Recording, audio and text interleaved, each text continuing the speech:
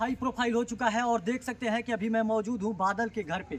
और मैं बता दूं कि यहां पर तमाम जो सभी दल के नेता हैं यहां पर पहुंच रहे हैं और मैं बताने का प्रयास कर रहा हूं कि जिस तरह से निर्मम तरीके से हत्या किया गया है 27 तारीख का, वो काला रात 10:30 बजे का रात है, जो यातायात ट्रैफिक डीएसपी पुलिस के द्वारा जिस तरह से बर्थडे पार्टी में बादल की हत्या कर दी गई और सीने में गोली दाग दी गई। और तमाम राजपूत नेता भी यहाँ पर पहुँच रहे हैं, तमाम पक्ष हो या विपक्ष हो, सभी दल के यहाँ पर नेता पहुँच रहे हैं और तमाम मुद्दों पर मेरे साथ बात करने के लिए देख सकते हैं कि भोजपुर जिले के एक राजपूत नेता है अमरेंद्र राजेश, जो यहाँ पर अपने कार्यकर्ताओं के साथ पहुँचे हुए। क्या कहिएगा जिस तरह से पीड़ित परिवार के घर पर पहुँचे हुए, क्या लग रहा है कि न्याय मिल पाएगा पीड़ित परिवार को या एक पहेली बनकर ही रह जाएगा? सबसे तो पहले मैं राजपूत का नेता नहीं हूँ। हाँ। और ये लड़ाई केवल राजपूतों की नहीं है, लड़ाई मनुष्यता की है।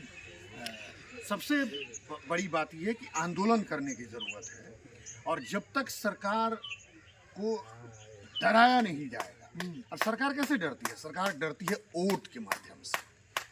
जब तक सरकार को ये एहसास हम लोग नहीं कराएंगे कि अगर आप आदिल बिलाल को जेल में नहीं डालेंगे और उन पर हत्या का मुकदमा दर्ज नहीं करेंगे, तब आपके विरुद्ध हम अगले विधानसभा चुनाव में हम लोग सारे मिलकर के उनके खिलाफ वोट करेंगे। देखिए सरकार कैसे डरती है और आदिल बिलाल कैसे 2 दिनों के अंदर जेल चले। क्या लगता है जिस समाज से आप आते हैं और वोट की बात करते हैं, हम बात आप ही से कर लेते हैं, आपकी समाज तो सबसे पहले बीजेपी और जदयू का लाठी कहानी पर लाठी ढोता है। मैं तो कह रहा हूँ कि 20 वर्षों से इसी समाज के, मैं देखिए इसी राजपूत समाज के, क्षत्रिय समाज के दम पर सरकार है। और बहुत दुर्भाग्यपूर्ण स्थिति ये है कि हम लोगों ने क्या मांगा है? राजपूत का ना मुख्यमंत्री है, न राजपूतों की तरफ से ना उप मुख्यमंत्री है। हम लोग केवल यही मांग करें कि कम से कम हम लोग को इज्जत के साथ, सम्मान के साथ जीवन दीजिए ना। अगर आदिल बिलाल जैसे लोग अगर किसी निर्दोष राजपूतों को मारते रहें, मैं कह रहा हूँ केवल ये लड़ाई राजपूतों की नहीं है, लड़ाई हर लोगों की है।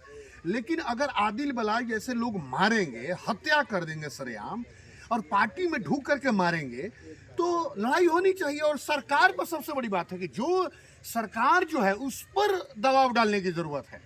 सरकार पर दबाव डालने की ज़रूरत है। जो नेता आ रहे हैं उन नेताओं से पूछने की ज़रूरत है कि आप कब सरकार को दबा रहे हैं। और जब तक हम लोग सवाल सीधे नीतीश कुमार से नहीं करेंगे, देखिए एक उदाहरण मैं दूंगा। 25 अगस्त 2006 को हमारे भोजपुर जिला में नवादा बिन में 3 सहोदर भाइयों को प्रशासन ने मारा था। मैं उस समय मुख्यमंत्री को काला झंडा दिखा करके अपने समाज के लिए ही जेल में था और उसके बाद लड़ाई काफ़ी हुई, लेकिन न्याय कम मिल पाया। हम लोगों ने यहाँ तक कि 23 अप्रैल 2007 को जब मुख्यमंत्री नीतीश कुमार रमना मैदान में आए थे, यानी 25 अगस्त 2006 के बाद 23 अप्रैल 2007 को, तब हमने रमना मैदान में भी हम लोगों ने कहा था कि सीबीआई जांच की मांग करते हैं हम लोग, और नीतीश कुमार को सार्वजनिक रूप से सीबीआई जांच की ऐलान करना पड़ा था। फिर भी हम लोगों को न्याय नहीं मिला, लेकिन हम लोगों ने वोट के दम पर 2010 में हम लोगों ने वो न्याय हासिल किया। तो मैं हमेशा कहता हूँ कि लोकतंत्र में जब तक आप वोट से नहीं डराइएगा तब तक नेता डरने वाले नहीं है। अब तक आदिल बिलाल पर केस हो जाना चाहिए था, और ये मैं मानता हूं कि समाज के लिए डूब मरने का दिन है कि एक आदिल बिलाल जैसे लोगों को सरकार हमारे दम पर है, जो सरकार हम लोगों के वजूद पर है, आखिर लड़ता कौन है इस सरकार के लिए? हम लोग तो लड़ रहे हैं। लेकिन अगर ये सरकार ये भी न्याय नहीं दे रही है तो निश्चित रूप से ये डूब मरने का समय है। लेकिन जब जो भी यहाँ पर आ रहा है सब अपनी वोट बैंक की राजनीति करने आ रहा है और कहीं खुलकर नहीं बोल पा रहा है, क्योंकि डर लग रहा है लोगों को कि 2025 में विधानसभा चुनाव, कहीं मेरी टिकट न चली जाए, कहीं मेरी सीट न चली जाए। इस पर कोई बोल नहीं रहा है और आप बात कर रहे हैं वोट देने के लिए, और सबसे आगे आप ही रहते हैं बीजेपी और जदयू के लिए। मैं तो कह रहा हूँ कि 2006 में भी नीतीश कुमार की सरकार थी और उसी समय हम लोगों ने लड़ाई लड़ा था, इसी समाज के लिए लड़ाई लड़ा था ना। लड़ाई हम लोग लड़ते रहे 3 बार। देखिए 3 बार हमने नीतीश कुमार को काला झंडा दिखाया और 3 बार हम जेल में गए हुए हैं।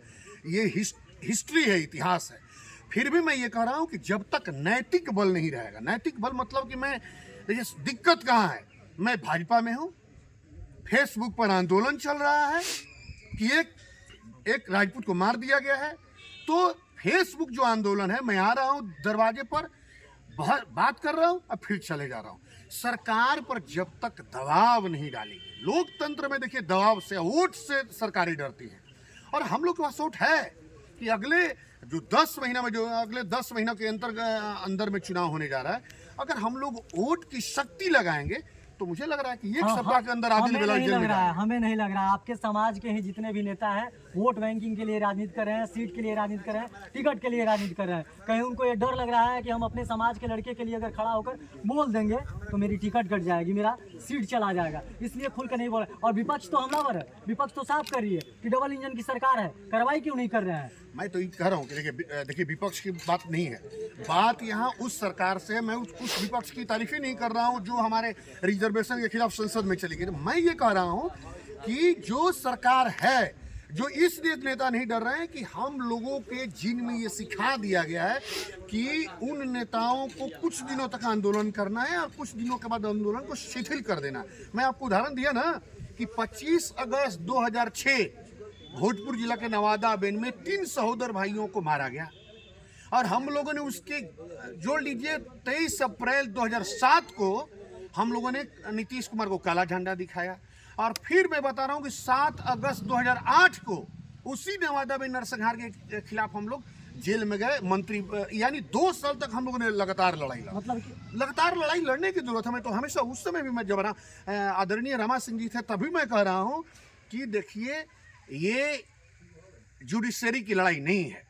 जब तक इन्वेस्टिगेशन अफसर आपके पक्ष में नहीं आएगा, सरकार नहीं आएगी, आप केवल एफआईआर करके ये लड़ाई नहीं जीत सकते। आपको दबाव डालना पड़ेगा और दबाव तभी होगा जब यहाँ के नेता डरेंगे कि हम हार भी सकते हैं, चाहे कोई हो। अच्छा, आपको